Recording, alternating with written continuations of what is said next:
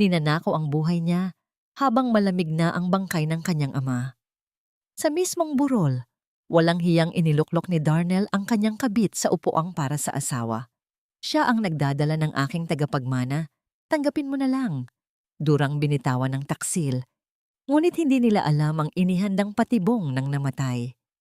Pinunasan ni Vivian ang kanyang luha at ngumiti ng mapait. Handa na ba silang masunog sa impyernong ginawa nila? Patay na ang matanda, Darnell. Siguraduhin mong maipapangalan sa iyo ang bahay at mga negosyo bago pa mahimasmasan ng asawa mo sa kakahagulgol. Madali na yan, ma. Umiiyak lang yan ngayon sa kwarto, kaya madaling mauto. Saka nandoon din si Clarice sa baba, inaasikaso ang mga bisita bilang sekretary ko. Walang makakahalata na magkasama kami at nasa atin na ang kontrol ng burol. Nagmula ang mga salitang yon sa awang ng pinto. Sumalpok sa pandinig ni Vivian na parang mga balang yelo na tumagos ng diretso sa kanyang dibdib. Sa mga sandaling iyon, maingat at puno ng pagmamahal niyang pinaplansa ang paboritong barong Tagalog ng kanyang ama. Ang mismong damit na isusuot nito sa huling hantungan. Ang init ng plansa na nagpapatuwid sa mga gusot ng telang pinya ay tila kabaligtaran ng matinding panlalamig na gumagapang ngayon sa kanyang buong pagkatao. Dahan-dahang hinaplos ng kanyang palad ang ibabaw ng barong. Inaasam na sana ay narito pa ang ama upang yakapin siya at sabihing magiging maayos ang lahat. Ngunit ang katotohanang sumampal sa kanya ay walang pusong sumira sa huling piraso ng kanyang natitirang lakas. Bumitaw ang kanyang mga nanginginig na daliri. Tuluyang bumagsak ang mainit na plansa sa sahig na kahoy na lumikha ng isang mabigat na ingay sa gitna ng nakabibinging katahimikan ng kanyang silid. Parang tinik na bumara sa kanyang lalamunan ang bawat paghinga. Wala ni isang luha ang lumabas sa kanyang mga mata dahil sa tindi ng pagkabigla, tanging ang pamamanhid ng kanyang mga binti at ang panginginig ng kanyang mga balikat ang nagpapatunay na unti-unting nadudurog ang kanyang mundo. Ang asawang pinagsilbihan niya ng buong katapatan, ang lalaking pinangakuan niya ng walang hanggang pag-ibig sa harap ng altar, ay nakikipagsabwatan sa kanyang biyenan habang nagluluksa pa ang kanyang puso sa pagkawala ng kanyang haligi ng tahanan. At ang babaeng tinawag nitong Clarice, ang paboritong sekretarya ng kanyang asawa, ay naroon sa ibaba, nakangiti at nagkukunwaring inosente sa harap ng kanilang mga kamag-anak. Kusang gumalaw ang kanyang mga kamay upang patayin ang saksakan ng plansa bago pa man masunog ang sahig. Habang inaayos niya ang barong at ang paboritong pantalon ng ama, nadama ng kanyang kamay ang isang matigas na bagay mula sa loob ng lihim na bulsa ng pantalon. Kinuha niya ito at nakita ang isang lumang susi na maingat na nakabalot sa isang kupas na panyong palaging dala ng kanyang ama noong nabubuhay pa ito. Isang pamilyar na init ang dumaloy sa kanyang palad, tila isang tahimik na mensahe mula sa kabilang buhay. Mahigpit niyang ikinuyom ang susi sa kanyang kamay hanggang sa bumaon ang mga ngipin nito sa kanyang balat. Ginagamit ang pisikal na sakit upang gisingin ang kanyang diwa mula sa bangungot. Bumukas ng tuluyan ang pinto. Naramdaman niya ang pagyakap ng mga pamilyar na braso mula sa kanyang likuran. Sinusundan ng isang malambing at nag-aalalang boses na matagal niyang pinaniwalaan. Hush now, Hon. Nandito lang ako para sa'yo. Ako na ang bahala sa lahat. Magpahinga ka na muna. Nakatitig lamang si Vivian sa walang buhay na barong ng kanyang ama habang yakap siya ng lalaking unti-unting pumapatay sa kanya. Paano ko haharapin ang bukas kung ang taong inaasahan kong aalalay sa akin ay siya palang magbabaon sa akin ng buhay? Malamig ang hangin na umiihip sa loob ng malawak na sala ng kanilang tahanan, ngunit mas matindi ang panlalamig na nararamdaman ni Vivian habang dahan-dahan siyang bumababa sa hagdanan. Ang bawat hakbang niya ay tila pagyakap sa isang dusa na hindi niya inakalang darating sa ganitong oras ng pagluluksa. Sa gitna ng sala, nakahimlay ang kanyang ama sa loob ng isang marangyang kabaong. napapaligiran ng mga puting bulaklak na ang bango ay humahalo sa amoy ng kandila. Ngunit ang kapayapaang hatid ng mukha ng kanyang ama ay agad na nabulabog nang makita niya ang mga taong nakatayo sa paligid nito. "Oh, Vivian Hija, mabuti naman at bumaba ka na. Napakaasikaso nitong si Clarice. Alam mo ba? Kanina pa siya rito.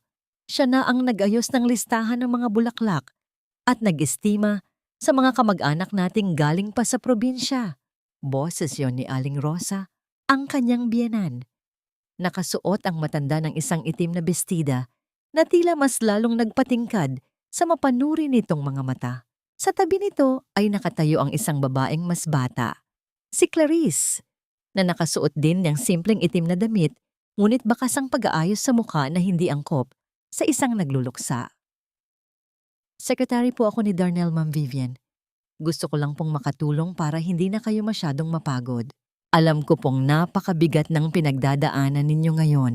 Malambing na wika ni Clarice habang bahagyang yumuyuko. Isang kilos na tila nagpapakita ng paggalang, ngunit may kasamang palihim na sulyap kay Darnell na noon ay nakatayo sa likuran ni Vivian. Hindi sumagot si Vivian. Sa halip, lumapit siya sa kabaong ng kanyang ama at hinawakan ang malamig na salamin nito. Kitang-kita niya mula sa gilid ng kanyang paningin ang palitan ng makahulugang tingin ni na Darnell at Clarice. Ang bawat haplos ni Darnell sa kanyang balikat ay tila kagat ng langgam na may lason, makati masakit at nakakasuka. "Vivian Hija, huwag kang maging bastos. Nagmamalasakit lang ang bata." Sa katunayan, siya na rin ang nag-asikaso ng kape at merienda para sa mga bisita. Dagdag ni Aling Rosa habang iniaabot ang isang baso ng tubig kay Vivian na tila ba siya ang bisita sa sarili niyang bahay. "Dahil mukhang hindi mo pa kayang mag-isip ng maayos, mas mabuti sigurong ibigay mo na kay Clarice ang kahon ng abuloy. Siya na ang maglilista at magtatago niyon para hindi ka na maabala sa pagbibilang habang umiiyak." Huminto ang mundo ni Vivian sa narinig. Ang abuloy na ibinibigay ng mga kaibigan at kamag-anak para sa kanyang ama ay nais kunin ng kanyang biyenan upang ipagkatiwala sa kabit ng kanyang asawa. Nadama niya ang bigat ng susi sa loob ng kanyang bulsa, ang susing iniwan ng kanyang ama na tila nagpapaalala sa kanya na huwag magpadala sa agos ng kanilang panloloko. Lumingon siya kay Darnell, umaasang makakita ng kahit kaunting pagkahiya, ngunit ang tanging nakita niya ay ang pagtango nito bilang pagsang-ayon sa kanyang ina. "Tama ang mama, Hon. Masyado kang emosyonal ngayon. Baka mawala mo pa ang pera o magkamali ka sa paglilista. Trust Clarice. She is very professional pagdating sa pera." Sabi ni Darnell habang marahang hinahaplos ang braso ni Vivian. Isang mapait na ngiti ang sumilay sa mga labi ni Vivian, isang ngiting hindi umabot sa kanyang mga mata. Inabot niya ang baso ng tubig mula kay Aling Rosa at uminom ng kaunti upang basain ang kanyang nanunuyot na lalamunan. Bawat lunok niya ay tila paglunok ng apoy. Tumingin siya ng diretso sa mga mata ni Clarice at nakita ang isang mabilis na kislap ng tagumpay sa mga mata ng dalaga. Isang kislap na tila nagsasabing unti-unti na nilang nakukuha ang lahat ng sa kanya. "Salamat sa malasakit, Clarice, pero kaya ko pa namang magbilang ng pera. At sa tingin ko, mas magiging payapa ang papa kung ang sarili niyang anak ang hahawak ng huling tulong na ibibigay para sa kanya." Mahinahong sagot ni Vivian, bagaman ang bawat salita ay may talim na tila humihiwa sa hangin. Nagtama ang paningin nila ni Aling Rosa at nakita ni Vivian ang biglang pagkunot ng noo ng matanda at ang paghigpit ng hawak nito sa kanyang sariling bag. May kung anong kakaibang kaba ang gumapang sa dibdib ni Vivian nang makita niyang mabilis na binuksan ni Clarice ang kanyang mamahaling bag at may isinuksok na isang puting sobre sa loob ng bulsa ni Darnell habang abala ang lahat sa pagdating ng mga bagong bisita. Ano ang laman ng sobreng iyon na kailangang itago sa gitna ng maraming tao? At bakit tila mas excited pa si Aling Rosa na makuha ang kontrol sa pera kaysa sa pagdarasal para sa kaluluwa ng kanyang kumpare? Sumikip ang dibdib ni Vivian sa bawat buntong hininga na kanyang pinakakawalan. Ang amoy ng mga bulaklak sa paligid ng kabaong ng kanyang ama ay tila naging lason na unti-unting sumasakal sa kanya. Hindi pa man natatapos ang unang gabi ng lamay, ramdam na niya ang bigat ng mga mapanuring mata ni Aling Rosa na nakabantay sa bawat kilos niya. Vivian, hiya, halika nga muna rito sa kusina. Kailangan nating mag-usap ng masinsinan. Utos ng kanyang biyenan habang hawak ang isang tray ng maruming tasa. Hindi ito pakiusap, kundi isang dekreto na dapat sundin. Sumunod si Vivian nang walang kibo. Pagpasok nila sa kusina, naroon na pala si Darnell, nakasandal sa lababo at seryosong nakatingin sa kanya. Wala na ang mapagkunwaring lambing sa kanyang mukha. Ang tanging naroon ay ang lamig ng isang taong tila hindi asawa ang kaharap, kundi isang kalaban. Ano ba ang nangyayari sa iyo, Mohon? Bakit kailangan mong hiyain si Clarice sa harap ng mga bisita? Bungad ni Darnell, ang boses niya ay mababa, ngunit puno ng gigil. Nagmamalasakit lang yung tao. Siya na nga ang nag-abono sa catering kanina dahil hindi mo pa mailabas ang pera mo. Tapos gaganunin mo. Darnell, asawa mo ako. Hindi ko siya hinahahiya. Sinasabi ko lang ang totoo. Mahinang sagot ni Vivian, pinipilit na huwag manginig ang kanyang boses. Bakit kailangang siya ang humawak ng abuloy ng papa ko? May mga kamag-anak tayo rito. Bakit isang sekretary mo lang ang pagkakatiwalaan nyo? Biglang lumapit si Aling Rosa at itinukod ang kanyang mga kamay sa hapagkainan, diretsong nakatingin sa mga mata ni Vivian. Ganyan ka ba talaga pinalaki ng papa mo, Vivian? Walang utang na loob? Alam mo namang malaki ang naitutulong ni Clarice sa kumpanya ni Darnell. At sa totoo lang, sa kalagayan mo ngayon na parang wala sa sarili, baka kung saan mo lang mailagay ang pera. Isipin mo ang dangal ng pamilya natin. Ayaw nating isipin ng mga tao na pabaya ka. Dangal? Halos mabulunan si Vivian sa salitang iyon. Gusto niyang isigaw ang narinig niya sa tapat ng pinto kanina, ngunit pinigilan niya ang sarili. Alam niyang kailangan niyang maging matalino. Dangal ba ang tawag sa pagpapatakbo ng lamay ng ama ko sa ibang tao, ma? Huwag mong sagot-sagutin ang mama, singal ni Darnell. Sabay hampas sa mesa na lumikha ng isang nakabibinging tunog sa loob ng maliit na kusina. Masyado kang hinhin, masyado kang madrama. Kung hindi dahil sa akin, baka matagal nang bumagsak ang kabuhayan niyo matapos magkasakit ang papa mo. Ngayong wala na siya, kailangan mong makinig sa amin kung gusto mong manatili ang komportableng buhay mo. Tumingin si Vivian sa kanyang asawa. Nakita niya ang isang estranghero. Ang lalaking nangako sa kanya ng proteksyon ay siya palang unang maglalagay ng patalim sa kanyang leeg. Napansin ni Vivian ang bahagyang pag-usli ng puting sobre sa bulsa ni Darnell. Ang sobreng ibinigay ni Clarice kanina. Isang matinding pagnanais na agawin iyon ang dumaan sa kanyang isip, ngunit nanatili siyang nakatayo ng matuwid. Pasensya na kung ganoon ang naramdaman niyo, malumanay na sabi ni Vivian. Ibinaba ang kanyang tingin upang itago ang naglalabiyab na puot sa kanyang mga mata. Siguro nga ay pagod lang ako. Hayaan niyo pag-iisipan ko ang sinabi niyo. Mabuti naman at natauhan ka, sabi ni Aling Rosa na may halong pangungutya sa tono. Sige na, bumalik ka na roon at asikasuhin mo ang mga pinsan mong galing sa Batangas. At huwag kang gagawa ng eksena, nakakahiya sa mga bisita. Lumbas si Vivian sa kusina, ramdam ang bigat ng bawat hakbang. Nang dumaan siya sa pasilyo, nakita niya si Clarice na nakatayo malapit sa altar. Tila may tinitingnan sa kanyang cellphone habang nakangiti ng palihim. Napansin ni Vivian ang suot nitong sapatos, isang pares ng mamahaling heels na kulay itim. Nanigas ang kanyang katawan. Iyon ang sapatos na matagal nang hinihingi ni Vivian kay Darnell noong anibersaryo nila. Ngunit sinabi ni Darnell na nawala ang package sa delivery at nangakong bibilhan na lang siya ng iba. Naroon ang sapatos, suot ng ibang babae sa mismong lamay ng kanyang ama. Gusto niyang sumabog, gusto niyang kaladkarin ang babaeng iyon palabas, ngunit muli niyang naalala ang susi sa kanyang bulsa. Sa gitna ng gulo ng kanyang isip, biglang nag-vibrate ang cellphone na nasa bulsa ng kanyang apron. Kinuha niya ito at nakita ang isang unknown number. Dali-dali siyang pumunta sa balkonahe kung saan walang tao. Nang sagutin niya ang tawag, isang baritono at may edad ng boses ang bumungad sa kanya. "Hello, Vivian."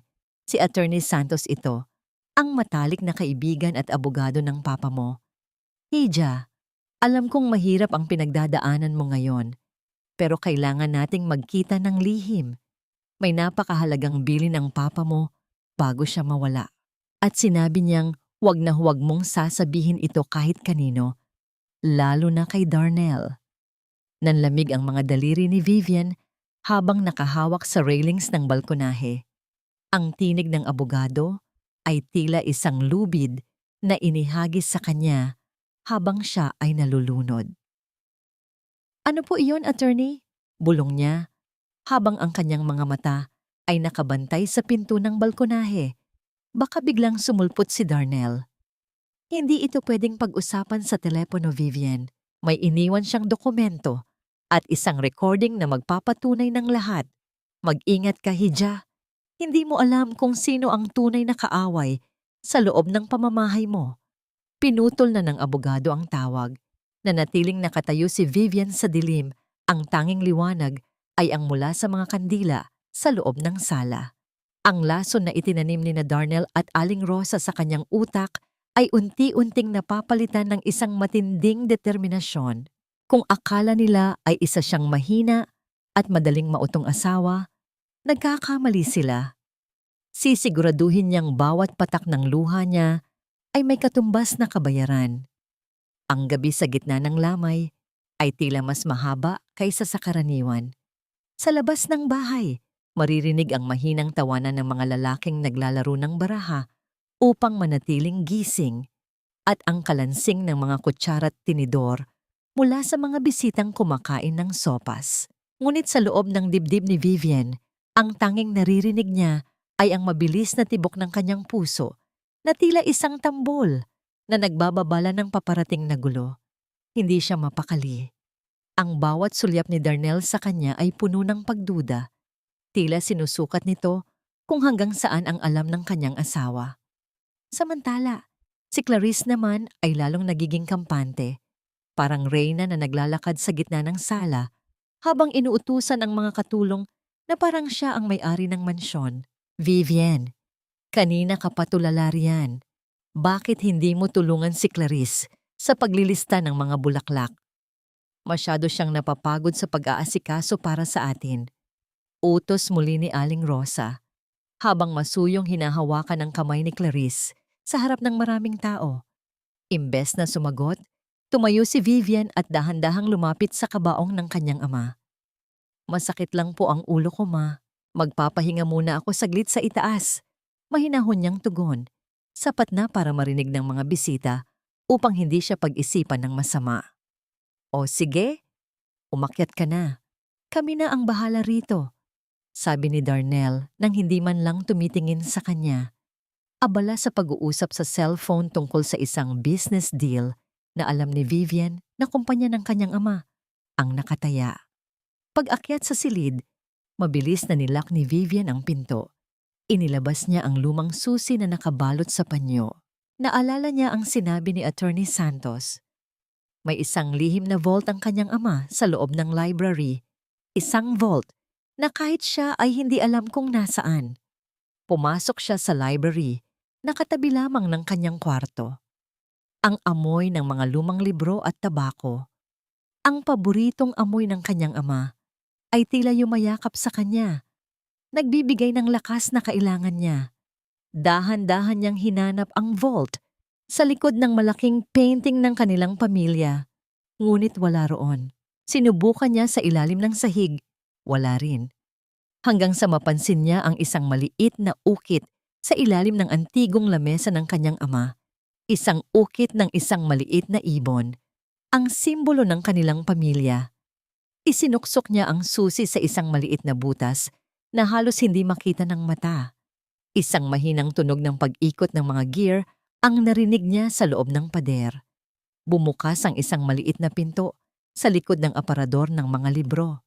Doon, nakita niya ang isang itim na folder at isang maliit na voice recorder. Sa panginginig ng kanyang mga kamay, binuksan ni Vivian ang folder. Nanlaki ang kanyang mga mata. Mga litrato iyon, mga litrato ni Darnell at Clarice sa loob ng isang hotel. Mga litrato nilang naghahalikan habang si Vivian ay nasa ospital at nagbabantay sa kanyang ama. At ang mas masakit, may mga dokumento roon na nagpapatunay na unti-unti nang nililipat ni Darnell ang mga pondo ng kumpanya ng kanyang ama sa isang dummy account na nakapangalan kay Aling Rosa. Hayop kayo! Bulong ni Vivian habang ang mga luha ay nagsisimulang pumatak sa mga dokumento. Pinindot niya ang play button sa recorder. Ang boses ng kanyang ama, bagaman mahina dahil sa sakit, ay malinaw na maririnig. Vivian, anak, kung naririnig mo ito, ibig sabihin ay wala na ako. Patawarin mo ako kung nilihim ko ito sa'yo. Ayaw kong masaktan ka habang nagdurusa ako, pero hindi ko hahayaang ubusin ng hayop na si Darnell ang pinaghirapan natin. Alam ko ang lahat, anak. Alam ko ang kataksilan niya.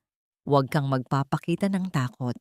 Gamitin mo ang lahat ng nasa folder na ito para makuha ang hustisya. Mag-iingat ka sa kanila, lalo na sa nanay niya. Mahal na mahal kita, anak. Huminto ang recording.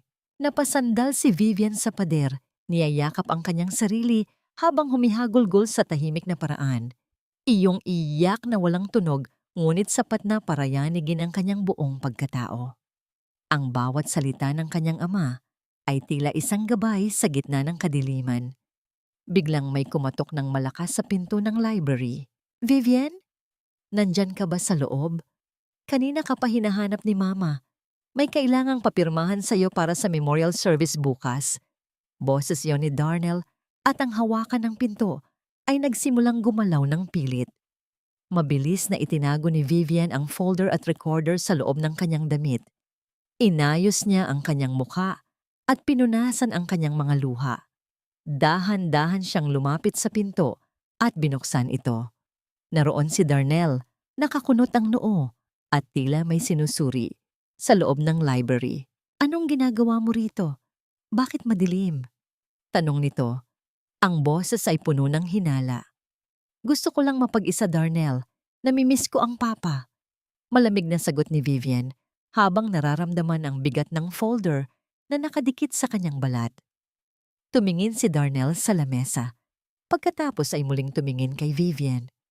May nahanap ka ba rito? Tila may hinahanap ka kanina. Nanlamig si Vivian. Wala. Ano ba ang papapirmahan niyo? Inabot ni Darnell ang isang piraso ng papel. Isang dokumento iyon na nagbibigay ng awtoridad kay Darnell na maglabas ng pera mula sa personal na account ng kanyang ama para sa gastos sa libing. Pirmahan mo na to para matapos na ang lahat bukas, sabi ni Darnell. Iniaabot ang panulat nang may kasamang mapanlinlang ng ngiti. Tiningnan ni Vivian ang dokumento.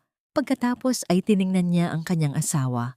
Sa isip niya, ito na ang simula ng kanyang paghihiganti. Ano ang gagawin ni Vivian? Pipirmahan ba niya ang dokumento o ito na ang simula ng kanyang paghaharap sa taksil na asawa? At ano pa ang ibang lihim na itinatago ni Darnell sa loob ng puting sobre na ibinigay ni Clarice? Tila naging yelo ang pluma sa kamay ni Vivian habang nakatitig siya sa puting papel na inilatag ni Darnell sa ibabaw ng antigong mesa ng kanyang ama. Ang bawat letra sa dokumento, special power of attorney, ay tila mga uod na gumagapang at kumakain sa huling dignidad ng kanilang pamilya. Ramdam niya ang titig ni Darnell, isang titig na puno ng pagmamadali at nakatagong pananabik, tila isang buwayang naghihintay na sumakmal. Sige na, Hon. Pirmahan mo na yan para bukas ay hindi na tayo maabala sa bangko. Alam mo namang kailangan nating bayaran ang punerarya at ang mga bulaklak. Nakakahiya sa mga supplier kung paghihintayin pa natin sila. Malambing na udyok ni Darnell, ngunit ang kanyang kamay na nakapatong sa balikat ni Vivian ay mahigpit, tila isang bakal na rehas. Huminga ng malalim si Vivian. Nararamdaman niya ang matigas na folder na nakatago sa ilalim ng kanyang itim na damit, ang mga ebidensyang magpapabagsak sa lalaking ito. Kung pipirma siya ngayon, ibibigay niya ang susi ng kanilang kaban sa isang magnanakaw. Ngunit kung tatanggi siya, malalaman ni Darnell na may itinatago siya at baka hindi na siya makaabot sa araw ng libing ng ligtas. Darnell, parang hindi ko pa kayang magbasa ng ganito kahabang dokumento. Ang bigat pa ng pakiramdam ko. Mahinang simula ni Vivian, pilit na pinatitinig ang kanyang boses na parang isang sawing asawa. Bakit kailangan ngayon agad? Hindi ba pwedeng bukas na lang pagkatapos ng misa? Biglang bumitaw si Darnell sa kanyang balikat at lumakad ng pabalik-balik sa loob ng library. Bukas? Bukas ay ililibing na ang papa mo. Gusto mo bang mapahiya tayo sa harap ng maraming tao dahil hindi natin mabayaran ang mga bayarin? Vivian, huwag kang maging matigas ang ulo. Ginagawa ko lang ang tungkulin ko bilang asawa mo. Bumukas ang pinto ng library at pumasok si Aling Rosa. Bit-bit ang isang baso ng gatas. O hindi pa ba tapos yan? Hija, uminom ka muna ng gatas para kumalma ka. Intindihin mo ang asawa mo. Pagod na rin siya sa pag-aayos ng lahat habang ikaw ay nakaupo lang dito at umiiyak. Inilapag ng biyanan ang gatas sa harap ni Vivian. Napansin ni Vivian ang panginginig ng mga daliri ng matanda. May kung anong kakaibang amoy ang gatas. Tila may halong gamot o pampatulog. Naalala ni Vivian ang babala ni Attorney Santos. Mag-ingat ka sa kanila. Kinuha ni Vivian ang pluma. Tumingin siya sa portrait ng kanyang ama na nakasabit sa dingding. Sa kanyang isip, narinig niya ang boses nito. Huwag kang magpakita ng takot. Sa halip na pirmahan ang dokumento, sinadya ni Vivian na itumba ang baso ng gatas. Kumalat ang maputing likido sa ibabaw ng dokumento, nabasa ang papel at nabura ang mga nakasulat na pangalan. Ay Diyos ko, pasensya na po Ma Darnell. Nanginginig talaga ang kamay ko. Hindi ko sinasadya. Sigaw ni Vivian habang mabilis na tumatayo at kunwaring nagpapanik. Ano ba naman iyan, Vivian? Napaka-clumsy mo. Bulyaw ni Darnell. Mabilis na kinuha ang basang papel, pero huli na. Hindi na ito pwedeng gamitin. Pinagpuyatan naming ihanda yan. Pasensya na talaga. Kukuha lang ako ng basahan, sabi ni Vivian. At bago pa man makasagot ang dalawa, ay mabilis na siyang lumabas ng library. Tumakbo siya patungo sa banyo sa dulo ng pasilyo at doon ay mabilis na nilak ang pinto. Inilabas niya ang voice recorder mula sa kanyang damit at tiningnan kung gumagana pa ito.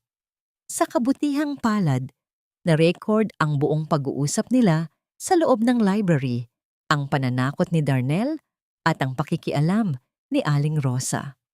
Habang hinihingal, narinig ni Vivian ang mahinang boses mula sa labas ng banyo. Boses iyon ni Clarice na tila may kausap sa telepono sa madilim na bahagi ng pasilyo. Oo, ma, huwag kang mag-alala. Konting tiis na lang. Kapag nakuha na ni Darnell ang pirma ng tangang asawa niya, bibilhin na natin yung lupa sa Tagaytay na gusto mo. Buntis ako, kailangan kong masiguro ang kinabukasan ng anak ko. Hayaan mo yung biyuda, mabulok siya sa dusa. Nanigas ang buong katawan ni Vivian. Hindi lang pala pera ang nakataya, kundi ang buong dangal ng kanyang pagkatao. Ang anak ni Darnell at Clarice ay itatayo sa ibabaw ng guho ng kanyang buhay. Isang matinding puot ang bumalot kay Vivian, ngunit kasabay nito ay ang isang malamig na plano. Hindi na siya iiyak. Ngayon, siya na ang magiging predator sa dilim.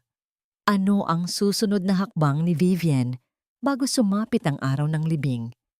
Paano niya gagamitin ang naririnig niyang pag-uusap ni Clarice para lalong mabaon sa utang at kahihiyan ang kanyang asawa?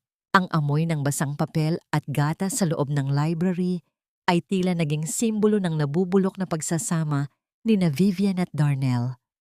Habang nakakulong sa banyo, Ramdam ni Vivian ang panginginig ng kanyang mga kalamnan, hindi dahil sa takot, kundi dahil sa matinding pagkamuhi na tila apoy na naglalagablab sa kanyang dibdib. Ang bawat salita ni Clarice sa telepono ay paulit-ulit na humahampas sa kanyang isipan. Ang plano nitong makuha ang lupain sa Tagaytay gamit ang pera ng kanyang ama at ang pagtawag sa kanya na tangang asawa. Hindi mo pa ako kilala, Clarice.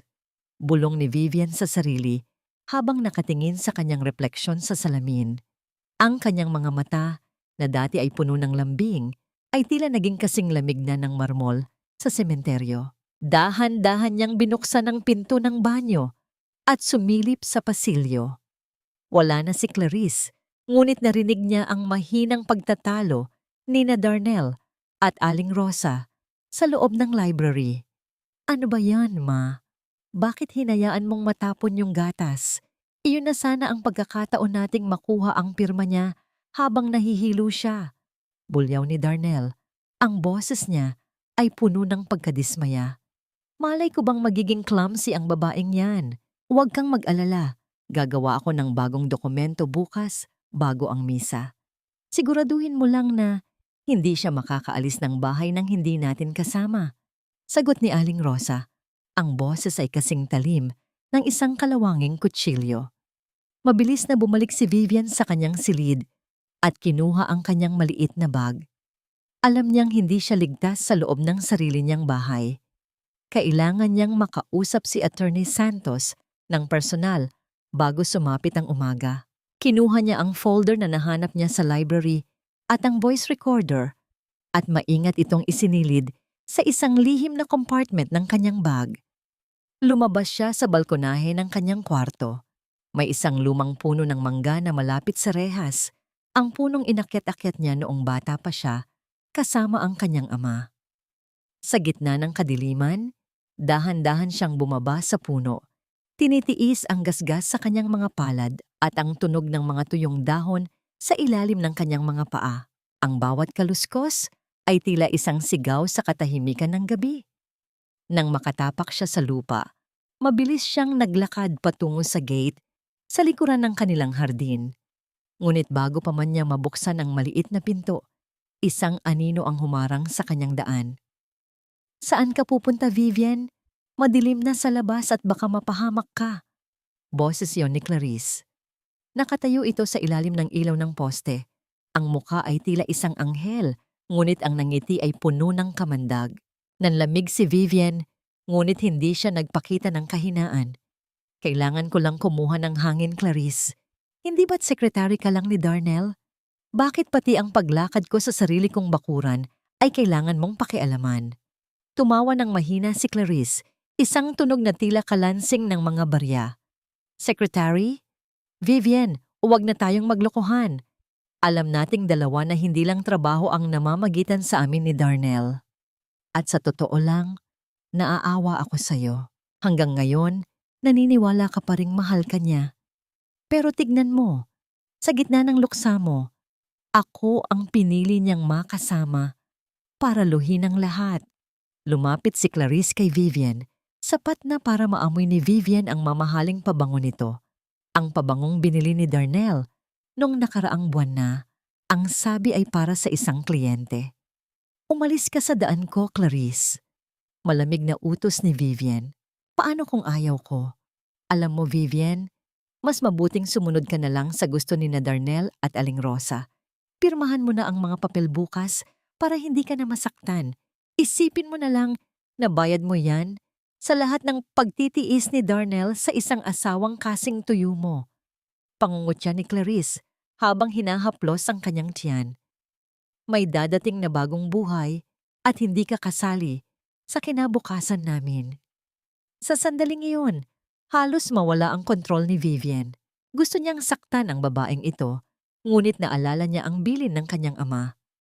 Ang katotohanan ay may sariling tinig. Biglang may tumunog na busina ng sasakyan mula sa labas ng gate. Isang itim na kotse ang huminto at bumaba ang bintana nito. Si Attorney Santos ang nasa loob. Vivian! Hija, sakay na! Tawag ng abogado. Nagulat si Clarice sa biglang pagdating ng sasakyan. Bago pa man siya makapagsalita o makatawag kay Darnell, mabilis na tinulak ni Vivian ang maliit na pinto at sumakay sa kotse. "Vivian, bumalik ka rito!" Sigaw ni Clarice, ngunit huli na. Humarurot na ang sasakyan palayo sa mansyon. Iniiwan ang taksil na babae sa gitna ng alikabok at dilim. Sa loob ng kotse, huminga ng malalim si Vivian. "Salamat, attorney. Akala ko, hindi na ako makakalabas." "Huwag kang mag-alala, Vivian. Ligtas ka na muna sa ngayon. Pero kailangan nating bilisan. May nahanap pa akong isang lihim na account ng papa mo. At ang account na yon, ang susi para tuluyang mabaon sa utang at kaso si Darnell. Pero kailangan nating gawin ito bago ang libing bukas ng umaga." Paliwanag ni Attorney Santos habang mabilis na nagmamaneho. Tumingin si Vivian sa labas ng bintana, sa mga ilaw ng kalsada na tila mabilis na naglalaho. Ang laban ay nagsisimula pa lang. Ngunit sa likod ng kanyang isip, may isang tanong na gumugulo sa kanya. Ano ang gagawin ni Darnell kapag nalaman niyang wala na si Vivian sa bahay? At anong klaseng gulo ang naghihintay sa kanya sa gabi bago ang huling hantungan ng kanyang ama? Humaharurot ang sasakyan ni Attorney Santos sa gitna ng malalim na gabi, habang ang mga poste ng ilaw sa kalsada ay tila mga aninong mabilis na naglalaho sa labas ng bintana. Sa loob ng kotse, tanging ang tunog ng makina at ang mabigat na paghinga ni Vivian ang maririnig. Mahigpit niyang yakap ang kanyang bag. Tila ba doon nakasalalay ang huling piraso ng kanyang buhay. "Vivian, Hija, huminahon ka. Malayo na tayo sa mansyon," malumanay na sabi ng abogado habang seryosong nakatingin sa daan. "Alam kong mabigat ang loob mo, pero kailangan nating magmadali. Bukas ng umaga ang libing at bago mag-alas 8, kailangang maayos na natin ang lahat sa bangko." "Attorney, anong account po ba ang sinasabi niyo? Akala ko ay naubos na ni Darnell ang lahat ng pondo ni Papa para sa pagpapagamot," tanong ni Vivian. Ang boses niya ay gumaralgal sa pagod at puyat. Hindi sumagot agad si Attorney Santos. Itinigil niya ang sasakyan sa tapat ng isang maliit at lumang gusali ng bangko na pagmamay-ari ng isang malapit na kaibigan ng kanyang ama. "Ang papa mo ay isang matalinong tao, Vivian. Alam niyang may mga buwayang nakapaligid sa kanya, lalo na nang magpakasal ka kay Darnell. May itinabi siyang emergency fund na nakapangalan sa iyo at sa kanya. Ngunit nakatago ito sa ilalim ng isang trust fund na hindi pwedeng galawin ng asawa mo hanggat hindi mo nilalagdaan ang huling testamento." Pumasok sila sa loob ng gusali kung saan naghihintay ang isang manager na matagal nang kakilala ng kanyang ama.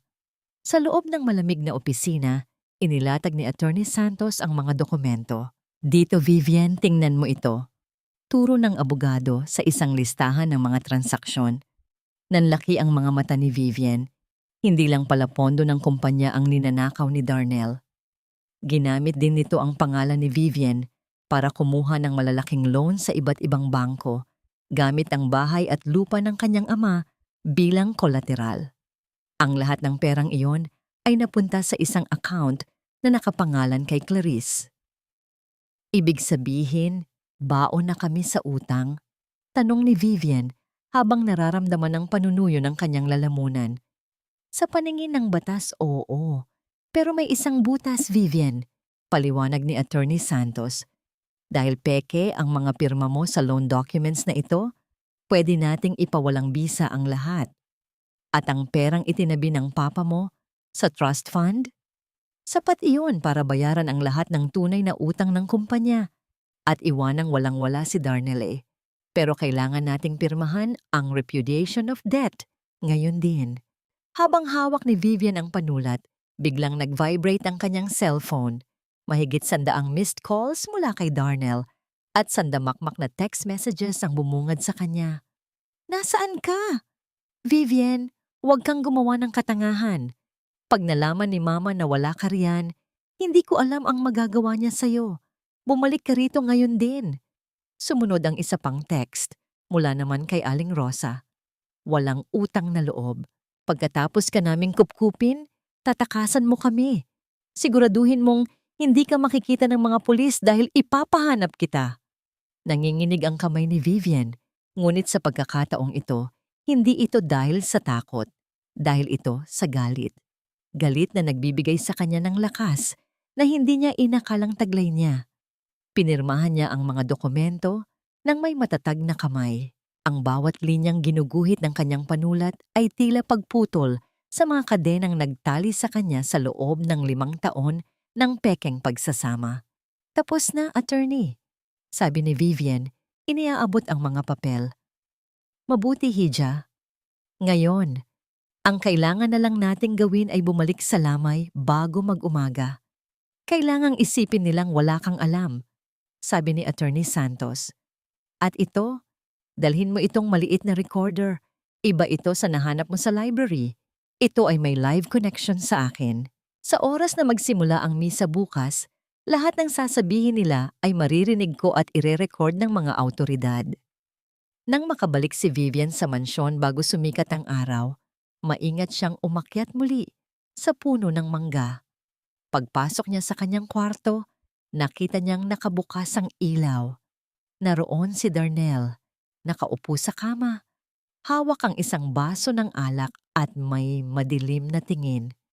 Saan ka galing? Tanong ni Darnell. Ang boses niya ay parang isang hayop na naghihintay na sumalakay. Tumayo si Vivian at hinarap ang kanyang asawa. Naglakad-lakad lang ako sa hardin, Darnell. Hindi ako makatulog. Bakit? Bawal na ba ang huminga sa sarili kong bahay? Tumayo si Darnell at lumapit sa kanya. Hinawakan ng mahigpit ang kanyang braso hanggang sa masaktan siya. Huwag mo akong lokohin, Vivian. Nakita ka ni Clarice na sumakay sa isang sasakyan. Sino ang kasama mo? Anong balak mo? Sa gitna ng sakit, ngumiti si Vivian. Isang ngiti na nagpatigil kay Darnell. Bakit ka natatakot, Darnell? May itinatago ka ba? Biglang bumukas ang pinto at pumasok si Aling Rosa. May dalang isang bagong dokumento. Huwag mo na siyang tanungin, Darnell. Ngayon din. Pirmahan mo ito, Vivian. Kung hindi, hinding-hindi mo maililibing ang ama mo bukas. Ipapatigil ko ang serbisyo at ipapahatak ko ang kabaong niya sa labas ng bahay na ito. Nanigas si Vivian sa narinig. Ang kaluluwa ng kanyang ama ay ginagamit na pananakot laban sa kanya. Ngunit sa ilalim ng kanyang damit, nararamdaman niya ang init ng recorder na ibinigay ni Attorney Santos. Ano ang gagawin ni Vivian? Pipirmahan ba niya ang bagong dokumento sa ilalim ng pananakot? O ilalabas na niya ang kanyang alas bago pa man dumating ang umaga ng libing? At gaano pa kalayo ang kayang gawin ni Aling Rosa para makuha ang gusto niya? Ang bawat salita ni Aling Rosa ay tila mga patalim na nagnanais humiwa sa huling kapayapaan ng namayapang ama ni Vivian. Sa loob ng silid, ang hangin ay naging mabigat at tila ba nauubusan ng hininga si Vivian. Nakatayo ang kanyang biyenan sa tapat niya. Ang muka ay punong-puno ng pagkamuhi, kamuhi at kasakiman. Habang si Darnell naman ay nakabantay sa pinto na parang isang asong naghihintay ng hudyat para sumalakay. Ano, Vivian? Tutunganga ka na lang ba riyan? Asik ni Aling Rosa. Habang ipinapatong ang dokumento sa ibabaw ng maliit na lamesa sa tabi ng kama. Pirmahan mo na ito. Isipin mo ang dangal ng papa mo. Gusto mo bang kaladkarin ang kabaong niya palabas sa kalsada dahil lang sa katigasan ng ulo mo? Isang pirma lang at magiging maayos ang libing bukas. Napatingin si Vivian sa dokumento. Ito na ang huling hirit ni Darnell. Isang dokumentong magbibigay sa kanila ng kapangyarihan sa lahat ng ari-arian. Kabilang na ang trust fund na kapipirma lang niya kay Attorney Santos. Ngunit alam ni Vivian ang isang bagay na hindi nila alam. Ang dokumentong ito ay walang bisa kung mapapatunayan niyang nilagdaan niya ito sa ilalim ng pananakot. Sige, pipirma ako, mahinang sabi ni Vivian. Ang kanyang boses ay nanginginig sa kunwaring takot. Pero parang awa niyo na. Huwag niyo nang idamay ang papa sa usapang ito. Hayaan niyo siyang makapagpahinga ng payapa. Mabuti naman at natututo ka na. Nakangising sabi ni Darnell habang iniaabot ang ballpen kay Vivian. Ganyan dapat, Hon. Para sa kinabukasan nating lahat ito. Dahan-dahang lumapit si Vivian sa lamesa. Sa bawat segundong lumilipas, ramdam niya ang init ng recorder na nakatago sa loob ng kanyang damit. Nire-record nito ang bawat banta, bawat pag-insulto at bawat pag-atake sa kanyang pagkatao. Nilagdaan niya ang papel nang may sadyang panginginig ng kamay, pinapahaba ang bawat guhit ng kanyang pangalan. Nang makuha ni Aling Rosa ang papel, parang nanalo ito sa loterya. Hayan, sa wakas. Darnell, itago mo ito ng mabuti. Bukas na bukas, pagkatapos ng libing, diretso na tayo sa opisina ng abogado. Salamat, Ma. Vivian, magpahinga ka na. Maaga pa tayo bukas. Sabi ni Darnell bago sila lumabas ng silid ni Aling Rosa. Iniwan si Vivian na mag-isa sa dilim. Ngunit hindi natulog si Vivian. Pagkaalis ng dalawa, dahan-dahan siyang lumapit sa bintana at tumingin sa labas. Nakita niya si Clarice na nakatayo sa hardin, may kausap sa telepono at tila masayang-masaya. Dinig niya ang mahinang tawanan nito na tila ba tapos na ang laban. Hindi niyo alam ang pinasok niyo, bulong ni Vivian sa hangin. Kinabukasan, sumapit ang araw ng libing. Ang langit ay kulay abo. Tila nakikiramay sa bigat ng nararamdaman ni Vivian. Suot ang kanyang itim na terno at belo, lumakad siya sa likod ng kabaong ng kanyang ama habang inilalabas ito sa kanilang mansyon. Maraming tao ang dumalo, mga dating empleyado, mga kamag-anak at mga kaibigan ng kanyang ama. Sa gitna ng misa sa simbahan, napansin ni Vivian ang pagdating ni Attorney Santos. Nakaupo ito sa bandang likuran, tahimik na nagmamasid. Nagtama ang kanilang mga paningin at isang bahagyang pagtango ang ibinigay ng abogado sa kanya. Sapat na iyon para malaman ni Vivian na handa na ang lahat. Nang matapos ang misa, bago ilabas ang kabaong patungo sa sementeryo, tumayo si Darnell sa harap ng altar para magbigay ng huling mensahe para sa kanyang biyenan. Nakasuot ito ng barong Tagalog at nagkunwaring umiiyak sa harap ng mga bisita. Napakabuting tao ng aking biyenan. Itinuring niya akong parang sariling anak at ipinapangako ko sa harap ninyong lahat na aalagaan ko ang kanyang naiwan, lalo na ang aking asawang si Vivian, sabi ni Darnell habang pinupunasan ang kanyang mga mata. Isang matinding pagkasuka ang naramdaman ni Vivian. Hindi na siya makapaghintay.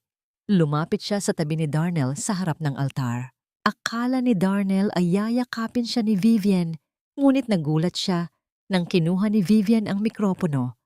Salamat, Darnell, sa napakagandang mensahe.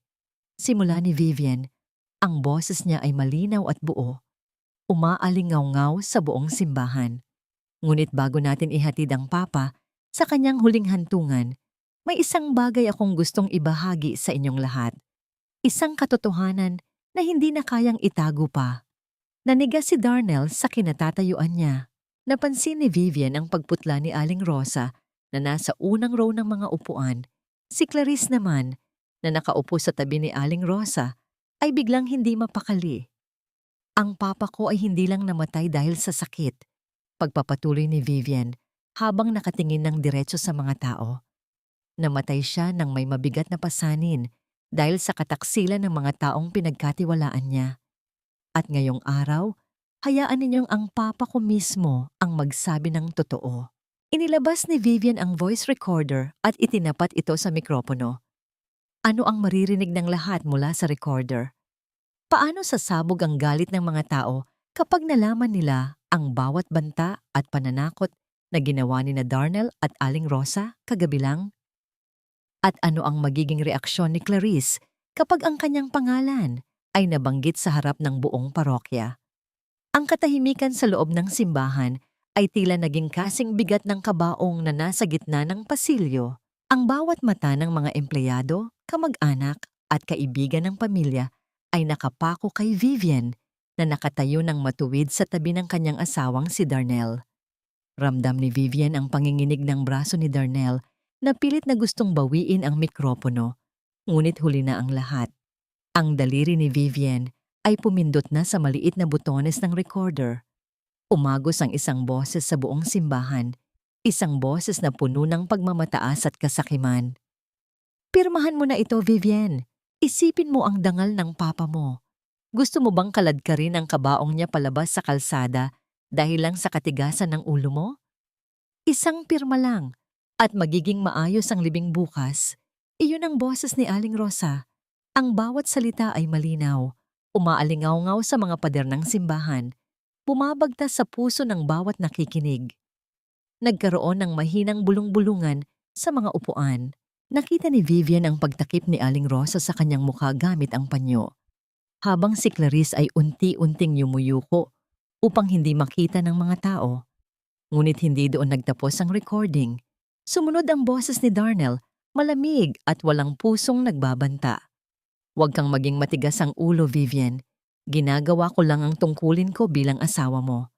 Pag nakuha na namin ang lahat, wala ka nang magagawa." At ang huling bahagi, ang pinakamasakit, ay ang boses ni Clarice mula sa telepono na na-record ni Vivian ng madaling araw sa pasilyo. "Buntis ako. Kailangan kong masiguro ang kinabukasan ng anak ko. Hayaan mo yung byuda, mabulok siya sa dusa habang tinatamasa natin ang yaman ng ama niya." Isang malakas na pagsinghap ang nagmula sa mga tao. Ang mga empleyado ng kumpanya ng kanyang ama ay nagsimulang mag-ingay. Ang ilan ay tumayo pa sa galit. Si Darnell ay tila estatwang naniga sa tabi ni Vivian.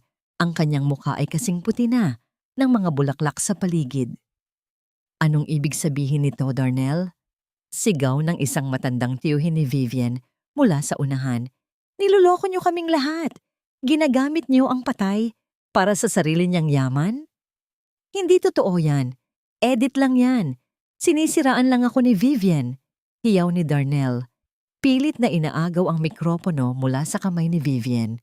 Ngunit bago pa niya ito makuha, humarang na si Attorney Santos kasama ang dalawang lalaking nakauniporme ng pulis. "Ang mga recording na yan ay legal na ebidensya, Mr. Sandoval," malamig na sabi ni Attorney Santos. "At kasama nito ang mga dokumento ng pekeng loan na ginawa mo gamit ang pangalan ng asawa mo." Humarap si Vivian kay Darnell. Ang kanyang mga mata ay walang bakas ng luha, tanging ang apoy ng katarungan. "Sinabi mo kanina na aalagaan mo ang naiwan ni Papa, Darnell. Totoo iyon. Aalagaan mo ang rehas na magiging bagong tahanan mo."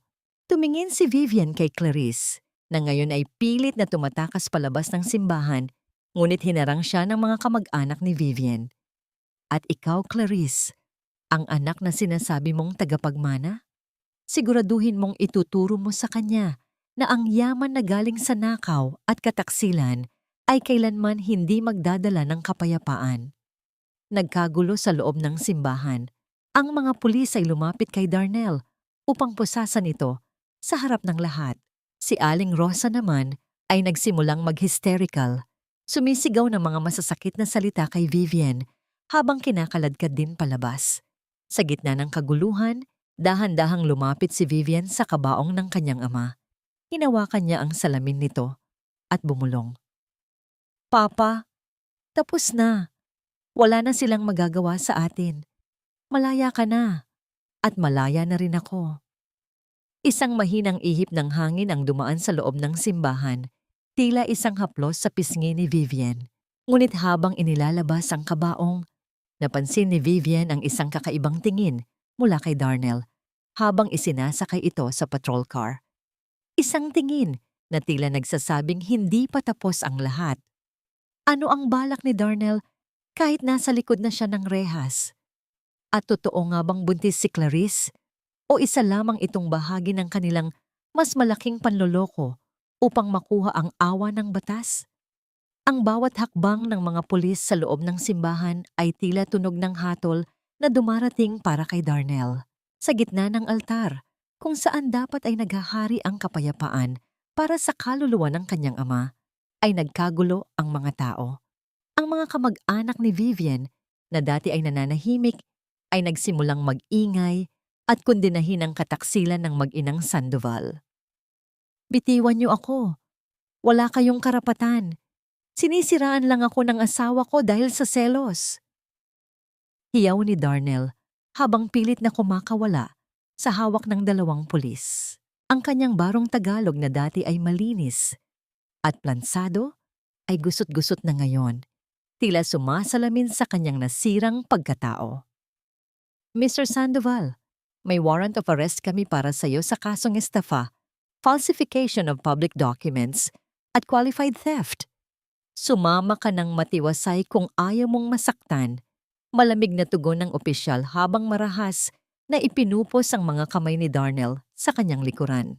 Ang kalansing ng posas ay umalingaw-ngaw, isang tunog na nagpatigil sa pagwawala ni Darnell. Sa kabilang bahagi ng simbahan, si Aling Rosa ay nakaluhod sa sahig. Humahagulgol ng malakas, hindi dahil sa pagsisisi, kundi dahil sa kahihiyang dulot ng pagkabisto ng kanilang plano. Vivian, napakasama mo. Pinakain ka namin, itinuring kang anak, tapos ganito ang igaganti mo sa asawa mo. Ipapakulong mo ang ama ng magiging apo ko? Humarap si Vivian sa kanyang biyenan. Dahan-dahan siyang lumapit. Ang kanyang itim na belo ay bahagyang hinahawi ng hangin. Itinuring niyo akong anak, ma? O itinuring niyo akong bangko na pwedeng nakawan tuwing kailangan niyo ng pera? Ang pagmamahal niyo ay kasing peke ng mga pirma ni Darnell sa mga loan documents na ito. Tumingin si Vivian kay Clarice, na ngayon ay tila isang basang sisiw na nakasandal sa pader, pilit na nagtatago sa likod ng kanyang bag. At ikaw, Clarice? Ang anak na sinasabi mo?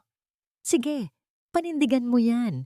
Dahil sa oras na mapatunayan ng doktor na ginamit niyo lang ang pagbubuntis, na yan para lokohin ako, dagdag na kaso ng fraud ang kakaharapin niyo. Biglang namutla si Clarice. Ang kanyang mga kamay na nakahawak sa kanyang tiyan ay nanginginig. Sa sandaling iyon, alam ni Vivian na tama ang kanyang hinala. Ang pagbubuntis ay isa lamang sandata upang makuha ang awa ni Darnell at ang pera ng kanyang ama.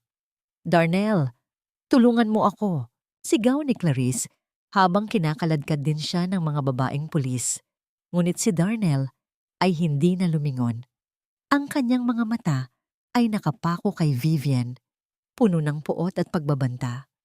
Hinding-hindi kita mapapatawad, Vivian. Paglabas ko rito, kukunin ko ang lahat sa'yo. Tandaan mo yan.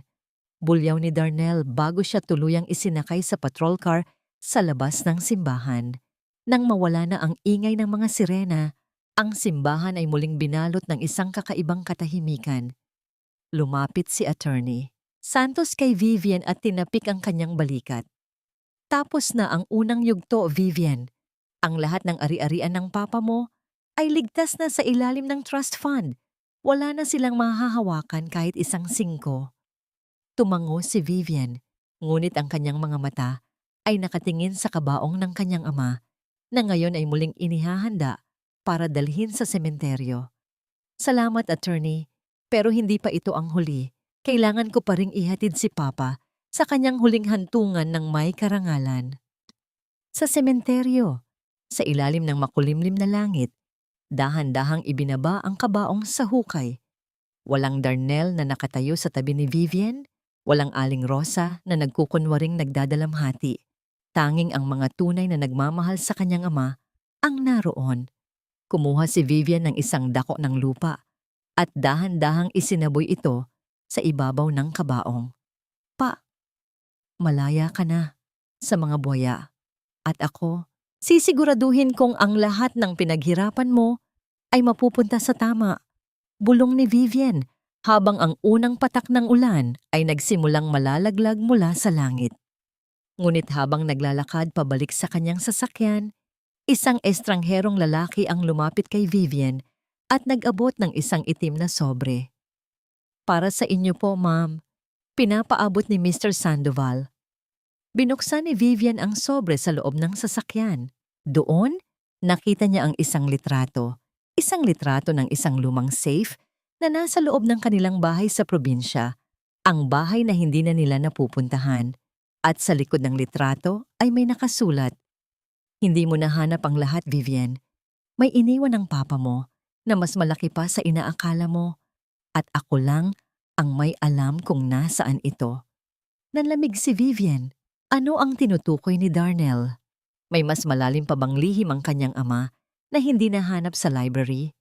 At paano ito magagamit ni Darnell para makalaya mula sa rehas? Humahampas ang malakas na ulan sa bintana ng sasakyan ni Vivian habang binabagtas niya ang madilim at palikulikong daan patungo sa kanilang lumang bahay sa probinsya. Hawak-hawak niya ang itim na sobre, ang litratong ibinigay ni Darnell na tila isang sumpa na bumabalot sa kanyang isipan. Bakit alam ni Darnell ang tungkol sa safe na ito? At bakit ngayon lang ito ipinaalam sa kanya, sa gitna ng pagkabilanggo nito? "Hiya, sigurado ka ba rito?" tanong ni Attorney Santos na siyang nagmamaneho. "Gabi na, at baka patibong lang ito ni Darnell para guluhin ang isip mo. Hayaan na muna natin ang mga awtoridad ang mag-imbestiga sa bahay na yon." "Hindi po, attorney. Kilala ko si Darnell. Hindi siya mag-aaksaya ng oras na magpadala ng sulat kung wala itong katotohanan. At kung may iniwan man ng papa na hindi ko pa nahanap, kailangang ako ang unang makakuha niyon bago pa man ito mahanap ng mga tauhan ni Darnell." Determinadong sagot ni Vivian habang nakatingin sa labas, kung saan ang mga puno ng kawayan ay tila mga higanteng sumasayaw sa gitna ng bagyo. Pagdating nila sa lumang mansyon, ang amoy ng lumang kahoy at alikabok ang sumalubong sa kanila. Ang bahay na ito ay saksi sa kanyang kabataan, sa mga tawa ng kanyang ama, bago pa man dumating ang sakit at ang kataksilan ni Darnell. Dahan-dahang binuksan ni Vivian ang malaking pinto na lumikha ng isang mahabang lagutok sa katahimikan ng gabi. "Dito po, attorney, sa silid ni Papa sa itaas." Bulong ni Vivian habang hawak ang isang flashlight. Umakyat sila sa hagdanan na bawat baitang ay tila dumadaing sa ilalim ng kanilang mga paa. Pagpasok sa silid ng kanyang ama, nakita nila ang isang lumang painting ng kanyang ina na pumanaw na rin maraming taon na ang nakalilipas. Inilipat ni Vivian ang flashlight sa paligid hanggang sa makita niya ang isang bahagi ng dingding na tila may lamat, katulad ng nasa litrato ni Darnell. "Ito po iyon," sabi ni Vivian. Kinuha niya ang isang maliit na martilyo mula sa kanyang bag at dahan-dahang tinuktok ang dingding. Isang hungkag na tunog ang narinig nila. Sa likod ng mga lumang wallpaper, tumambad ang isang bakal na safe na nakabaon sa pader. "Ang kombinasyon! Kailangan natin ang kombinasyon," sabi ni Attorney Santos. Sinubukan ni Vivian ang kaarawan ng kanyang ama, ang kaarawan niya, at ang anibersaryo ng kanyang mga magulang, ngunit hindi bumubukas ang safe. Napaupo si Vivian sa sahig, pagod at hapo. Tumingin siya sa portrait ng kanyang ina at napansin ang isang maliit na petsa sa ibaba ng painting. Ang petsa kung kailan ipininta ito ng kanyang ama. Mayo 12, 85. Dahan-dahang inikot ni Vivian ang dial ng safe. 5, 12, 85. Isang malakas na click ang narinig at dahan-dahang bumukas ang mabigat na pinto ng safe. Sa loob, walang ginto o pera. Tanging isang makapal na notebook na balot ng balat at isang selyadong envelope ang naroon. Nang buksan ni Vivian ang notebook, nanlaki ang kanyang mga mata. Hindi ito basta diary. Ito ay isang detalyadong record ng lahat ng transaksyon ng kumpanya ni Darnell. Isang kumpanyang akala ni Vivian ay hiwalay sa negosyo ng kanyang ama. Ngunit sa bawat pahina, nakasulat ang mga ebidensya ng money laundering at ang tunay na mastermind sa likod ng lahat ng ito. "Hindi lang si Darnell ang may sala rito, attorney," bulong ni Vivian habang nanginginig ang kanyang boses. "Tingnan niyo po ang pangalang ito. Ang taong nagpondo sa lahat ng iligal na gawain ni Darnell." Binuksan ni Attorney Santos ang envelope at binasa ang nilalaman. "Diyos ko, si Governor Alcacid? Ang matalik na kaibigan ng papa mo at ang ninong niyo sa kasal?" Nanlamig ang buong pagkatao ni Vivian. Kaya pala naging ganito katapang si Darnell. Kaya pala naging ganito kabilis ang paglipat ng mga pondo.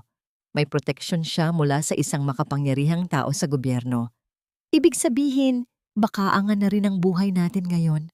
Attorney, sabi ni Vivian habang nararamdaman ang biglang pananahimik sa labas ng bahay. Biglang namatay ang mga ilaw sa buong mansyon. Sa gitna ng dilim, narinig ni Vivian ang tunog ng isang sasakyan na huminto sa harap ng gate at ang malalakas na yabag ng mga paa na mabilis na lumalapit sa pinto. Nahanap nila tayo? Bulong ni Attorney Santos habang mahigpit na hawak ang kanyang bag. Vivian, sa likod! Sa lihim na lagusan sa kusina. Takbo! Sino ang mga taong dumating sa kalagitnaan ng gabi? Alam ba ni Governor Alcacid ang tungkol sa notebook na ito? At paano makakatakas si Vivian mula sa isang kalaban na mas malakas at mas mapanganib kaysa kay Darnell?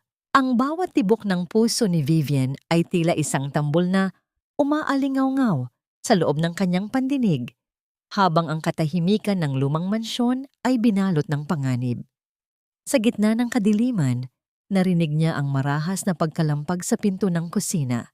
Isang tunog na tila nagmumula sa isang halimaw na gustong pumasok at lumamon. Vivian, huwag kang titigil. Dito tayo sa silong. Bulong ni Attorney Santos habang mahigpit na hawak ang braso ni Vivian. Ang kanyang boses ay nanginginig ngunit puno ng determinasyon. Dahan-dahan silang gumapang sa ilalim ng hagdanan, kung saan naroon ang isang lihim na pinto na gawa sa lumang nara. Noong bata pa si Vivian, dito siya nagtatago kapag naglalaro sila ng tagu-taguan ng kanyang ama.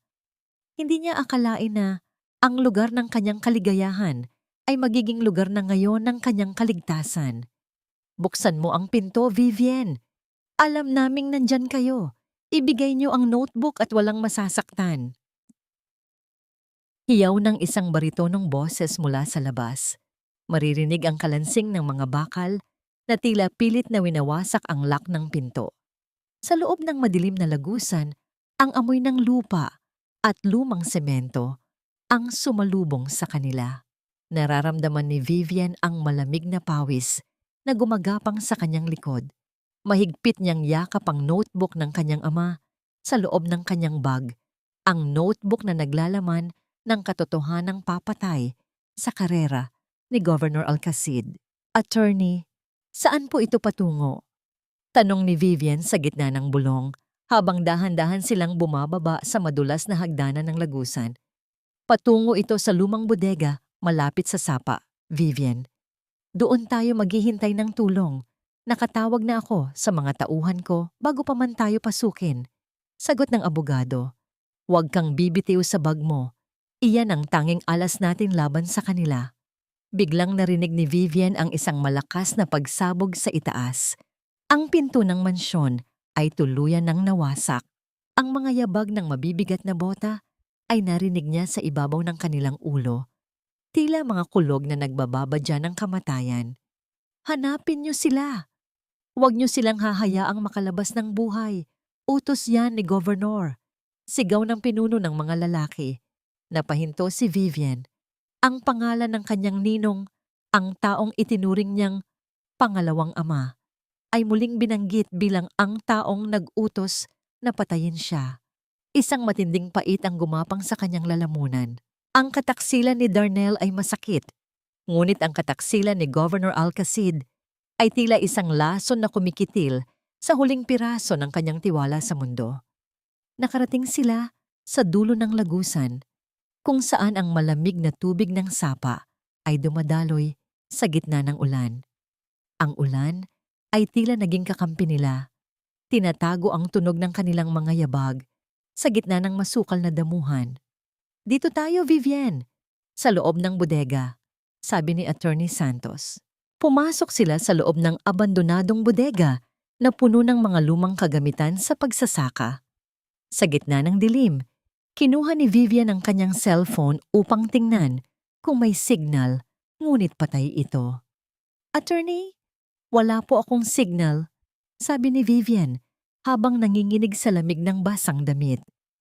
Huwag kang mag-alala, Vivian. Darating sila. Kailangan lang nating manatiling tahimik, tugon ni Attorney Santos. Pero bago ang lahat, tingnan mo ang huling pahina ng notebook. May isang pangalan pa roon na hindi natin napansin kanina. Binuksan ni Vivian ang notebook gamit ang maliit na flashlight. Sa huling pahina, may isang pangalan na nakasulat sa pulang tinta na papaligiran ng mga tanong. Isabela. Isabela, sino po siya, attorney? Tanong ni Vivian. Bago pa man makasagot ang abogado, isang ilaw ng sasakyan ang tumama sa bintana ng bodega. Isang itim na SUV ang huminto sa harap at isang pamilyar na anino ang bumaba mula sa loob. Isang babaeng nakasuot ng eleganteng itim na coat. Hawak ang isang payong at may malamig na tingin. Clarice? Bulong ni Vivian habang nanlalaki ang kanyang mga mata. Ngunit hindi si Clarice ang bumaba. Ito ay isang babaeng mas matanda. May hawig kay Clarice, ngunit ang aura nito ay puno ng kapangyarihan at kasamaan. Isabela Alcacid, bulong ni Attorney Santos, ang asawa ni Governor at ang tunay na ina ni Clarice. Nanlamig ang buong mundo ni Vivian. Ang lahat ay isang malaking laro ng isang pamilya. Ang kasal nila ni Darnell, ang pagbubuntis ni Clarice, ang kamatayan ng kanyang ama, ang lahat ay planado upang makuha ang lahat ng yaman ng kanyang pamilya para sa ambisyon ng mga Alcacid. Vivian, Hija, alam kong nandyan ka sa loob. Lumabas ka na at pag-usapan natin ito ng maayos. Sigaw ni Isabela mula sa labas.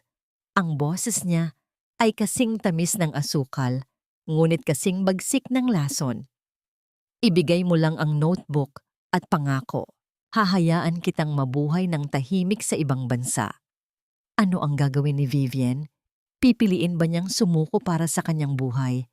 O lalaban siya hanggang sa huli para sa katarungan ng kanyang ama?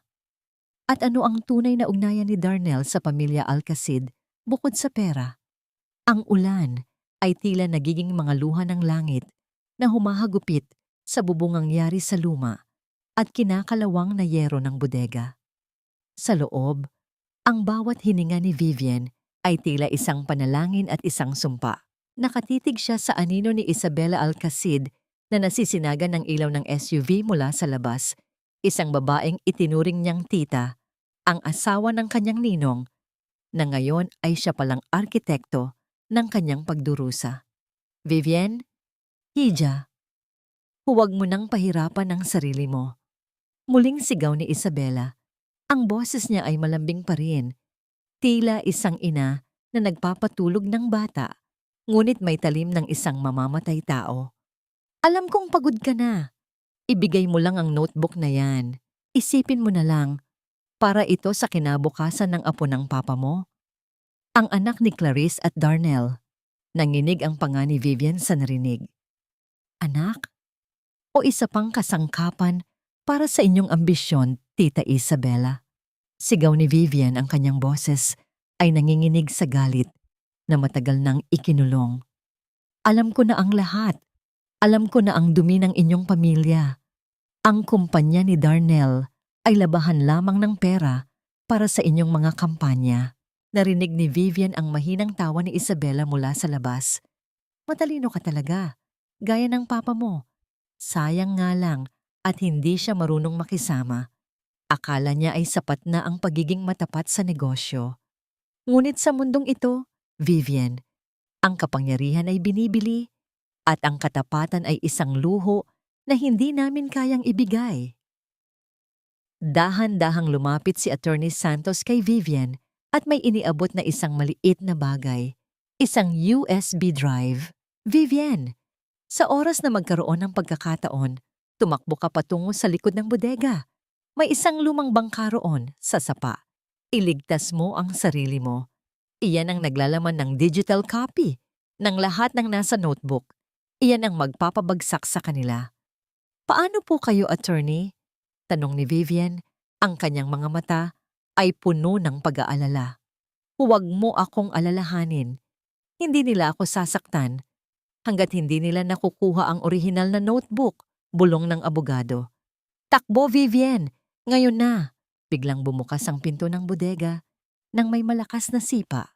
Pumasok ang dalawang lalaking may hawak na baril. Kasunod si Isabela na may hawak na payong. Sa gitna ng gulat, mabilis na tumakbo si Vivian patungo sa madilim na bahagi ng bodega. Sa likod ng mga tumpok ng sako ng palay. Habulin niyo siya! Sigaw ni Isabela. Ang kanyang boses ay wala na ang tamis, tanging ang bagsik ng isang desperadong babae. Tumalon si Vivian mula sa maliit na bintana sa likod at bumagsak sa maputik na lupa. Tiniis niya ang hapdi ng gasgas sa kanyang braso at ang lamig ng tubig na tumatagos sa kanyang damit. Nakita niya ang lumang bangka sa pampang ng sapa. Sa panginginig ng kamay, kinalas niya ang tali nito at pilit na itinulak ang bangka sa tubig. Nandyan siya! Barilin niyo sa paa! Huwag hayaang makatakas! Hiyaw ng isa sa mga tauhan ni Isabela. Isang putok ng baril ang umalingaw-ngaw sa gitna ng bagyo. Naramdaman ni Vivian ang init ng bala na dumaan malapit sa kanyang balikat.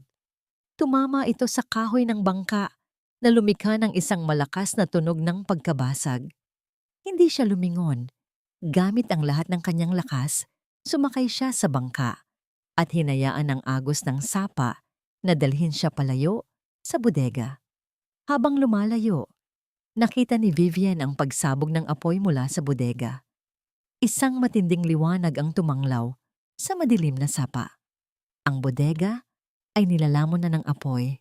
Attorney, sigaw ni Vivian, ngunit ang tanging sumagot sa kanya ay ang hagulgol ng hangin at ang bagsak ng ulan.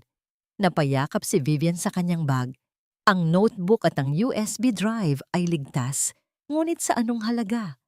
Ang huling taong nagmamalasakit sa kanya ay tila iniwan na rin siya sa gitna ng panganib. Habang tinatangay ng agos ang kanyang bangka patungo sa hindi malamang lugar, naramdaman ni Vivian ang isang kakaibang pananakit sa kanyang tiyan. Isang pananakit na hindi dahil sa gutom o pagod. Isang mapait na katotohanan ang pumasok sa kanyang isip. Sa gitna ng lahat ng gulo, sa gitna ng kataksilan ni Darnell, may isang lihim na hindi pa niya alam hanggang ngayon.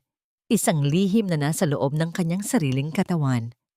Ano ang mangyayari kay Vivian sa gitna ng nagngangalit na sapa? Buhay pa ba si Attorney Santos o tuluyan na siyang nag-alay ng buhay para kay Vivian?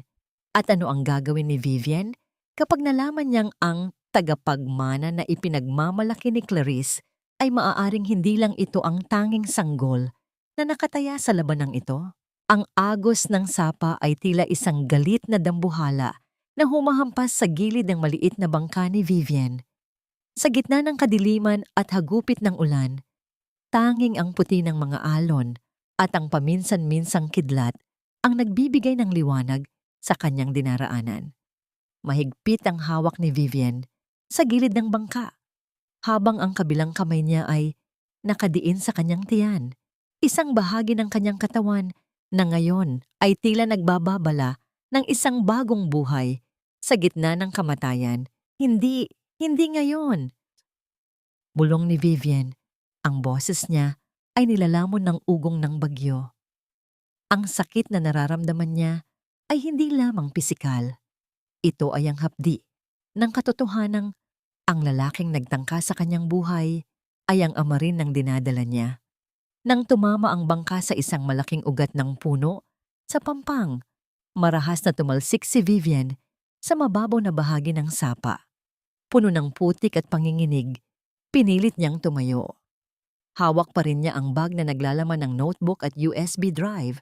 Tumingin siya sa malayo, kung saan ang apoy mula sa nasusunog na bodega ay tila isang maliit na uling na lamang.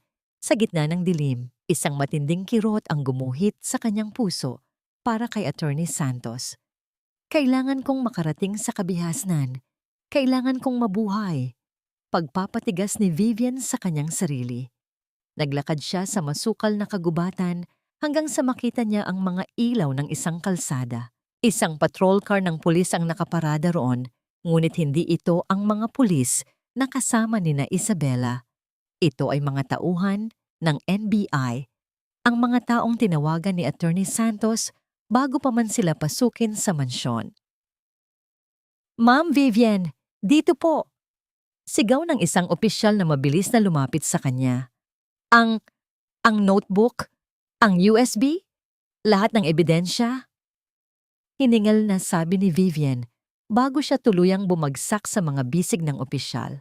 Ang huli niyang narinig ay ang tunog ng radyo ng pulis na nag-uutos ng agarang pag-aresto kay Governor Alcacid at sa kanyang asawang si Isabela. Lumipas ang ilang araw. Sa loob ng isang ligtas na silid sa ospital, nagising si Vivian sa tunog ng balita sa telebisyon. Ang mukha ni Governor Alcacid at Isabela ay nasa screen, nakaposas at tinatakpan ng kanilang mga mukha habang inilalabas sa kanilang mansyon. Si Darnell naman, na nasa loob na ng kulungan, ay nadagdagan ng patong-patong na kaso ng tangkang pagpatay at pakikipagsabwatan sa iligal na gawain. Bumukas ang pinto at pumasok ang isang nurse, kasunod ang isang pamilyar na mukha. Si Attorney Santos, puno ng benda ang braso at may sugat sa mukha, ngunit buhay. "Attorney," naiiyak na tawag ni Vivian. "Hija, ligtas na tayo. Nakuha ng NBI ang lahat. Ang bawat sentimo na ninakaw nila ay babalik sa'yo at sa kumpanya ng papa mo. Wala na silang kawala," nakangiting sabi ng abogado. Ngunit ang nangiti ni Vivian ay napalitan ng kaba nang hawakan niya ang kanyang tiyan. "Attorney, kumusta ang..." Tumango ang abogado, ang kanyang tingin ay puno ng pag-unawa. "Ligtas ang sanggol, Vivian," sabi ng doktor. Napakatapang ng batang ito, gaya ng kanyang ina. Pumatak ang luha ni Vivian, isang tramo ng kapalaran. Ang anak ni Clarice na ipinagmamalaki nito, napag-alaman sa investigasyon na hindi buntis si Clarice. Isa lamang itong palabas para makuha ang tiwala ni Darnell.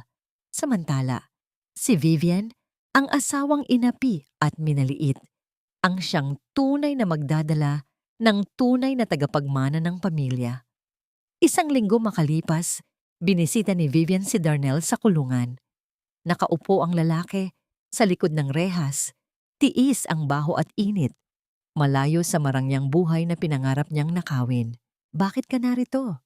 tanong ni Darnell. Ang boses niya ay wala ng yabang, tanging desperasyon na lamang. "Pagkatapos mo kaming sirain, ano pa ang gusto mo?" "Hindi ko kayo sinira, Darnell. Kayo ang sumira sa sarili niyo," malamig na sagot ni Vivian. "Narito ako para sabihing tapos na ang lahat. Ang lahat ng ari-arian ko ay hindi mo na mahahawakan kailanman. At ang tungkol sa anak natin." Nanlaki ang mga mata ni Darnell. "Anak natin? Vivian, parang awa mo na. Ilabas mo ako rito. Para sa anak natin." Umiling si Vivian. "Huli na, Darnell. Ang batang ito ay lalaking hindi nakikilala, ang isang amang taksil at mamamatay tao. Ipalalaki ko siyang may dangal, gaya ng lolo niya. Pirmahan mo ito, ang annulment papers. Ito ang huling beses na magkikita tayo." Iniwan ni Vivian ang panulat at papel sa tapat ng rehas. Hindi na niya hinintay ang sagot ni Darnell. Habang naglalakad siya palabas ng presinto, ang sikat ng araw ay tumama sa kanyang mukha. Masakit, ngunit puno ng pag-asa. Ano ang naghihintay kay Vivian sa kanyang bagong simula? At paano niya bubuuin ang kanyang buhay bilang isang sulong ina at tagapangalaga ng legacy ng kanyang ama? Ang simoy ng dagat sa dalampasigan ng Batangas ay tila isang malambing na musika na humahaplos sa puso ni Vivian. Isang buwan na ang nakalilipas mula nang sumabog ang pinakamalaking iskandalo sa kasaysayan ng kanilang lalawigan. Ang mansyong dati ay puno ng panlilinlang at pait ay naibenta na niya, at ang malaking bahagi ng perang nakuha niya ay itinayo niya bilang isang foundation para sa mga biktima ng domestic abuse, isang parangal sa kanyang ama na palaging naniniwala sa katarungan. Nakatayo si Vivian sa balkonahe ng kanyang bagong rest house, malayo sa ingay ng lungsod. Hawak niya ang isang tasa ng mainit na tsaa. habang ang kabilang kamay niya ay marahang nakahawak sa kanyang tiyan na ngayon ay bahagya ng bumubukol. Ang bawat sipa ng sanggol sa loob ay tila isang paalala na sa kabila ng bagyong pinagdaanan niya, may isang bahaghari na naghihintay. Vivian, Hija, narito na ang mga huling dokumento mula sa korte. Boses iyon ni Attorney Santos. Nakasuot ito ng puting polo shirt. Mukhang mas bata at mas presko kaysa noong huli silang magkasama sa gitna ng putikan. Salamat, Attorney. Ano po ang balita sa kanila? Tanong ni Vivian. Ang kanyang boses ay wala na ang panginginig. Tanging kapayapaan na lamang ang naroon. Umupo ang abogado sa tabi niya. Si Governor Alcacid at Isabela ay nahatulan na ng habambuhay na pagkabilanggo. Ang lahat ng kanilang ari-arian ay kinumpiska ng gobyerno. Si Clarice naman, napatunayan sa pagsusuri ng mga doktor na hindi talaga siya buntis. Nahaharap siya ngayon sa kasong perjury at fraud. At si Darnell, pinirmahan na niya ang annulment papers. Wala na siyang anumang karapatan sa'yo, sa yaman mo o sa anak mo. Huminga ng malalim si Vivian. Salamat sa Diyos. May isa pa, Vivian. Bago ilipat si Darnell sa New Bilibid Prison, humiling siya na makausap ka sa huling pagkakataon. Sinabi niyang gusto niyang humingi ng tawad para sa kapakanan ng bata.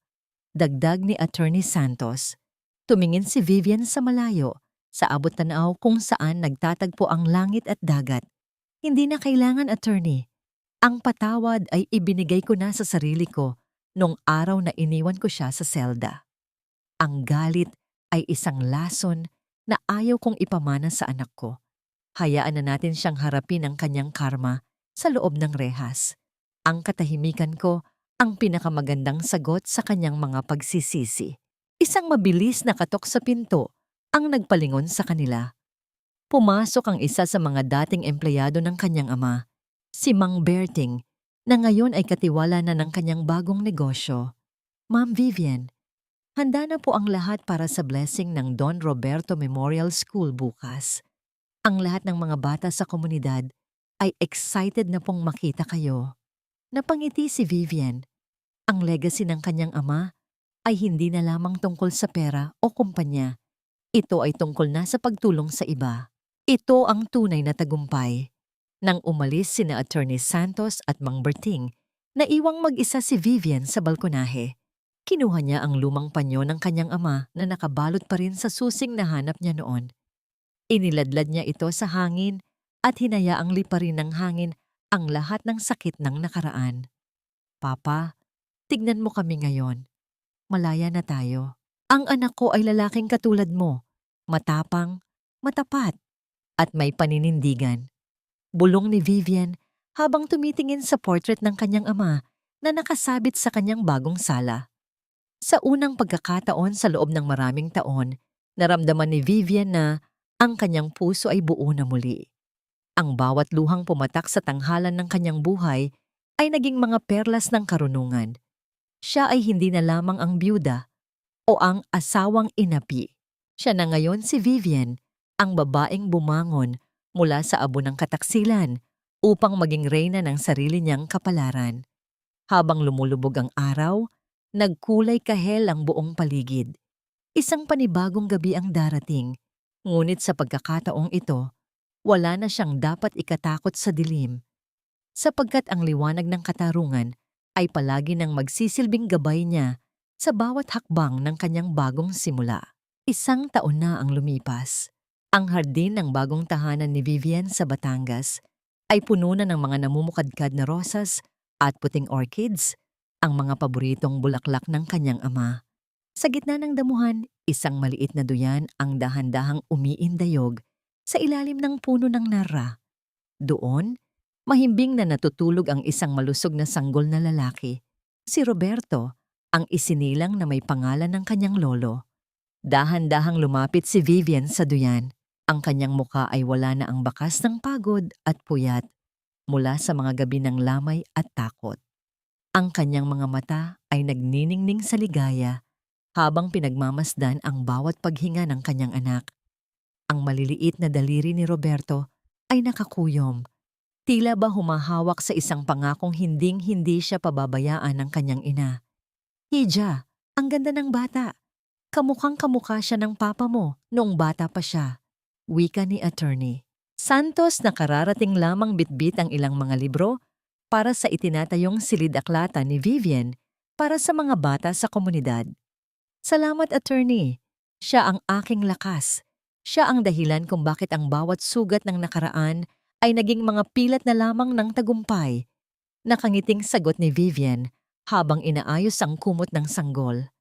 Sa mga balita noong nakaraang linggo, narinig ni Vivian ang tungkol sa buhay ni Darnell at Isabella sa loob ng bilangguan.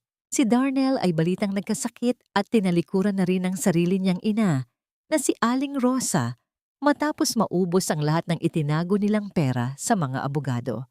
Si Clarice naman ay kasalukuyang nagsisilbi ng kanyang sentensya, malayo sa marangyang buhay na akala niya ay makakamit niya sa pamamagitan ng panlilinlang. Hindi na naramdaman ni Vivian ang pait. Ang patawad na ibinigay niya ay hindi para sa kanila, kundi para sa kanyang sarili at para sa kinabukasan ni Roberto. Ang katarungan ay hindi lamang ang pagpapakulong sa mga nagkasala.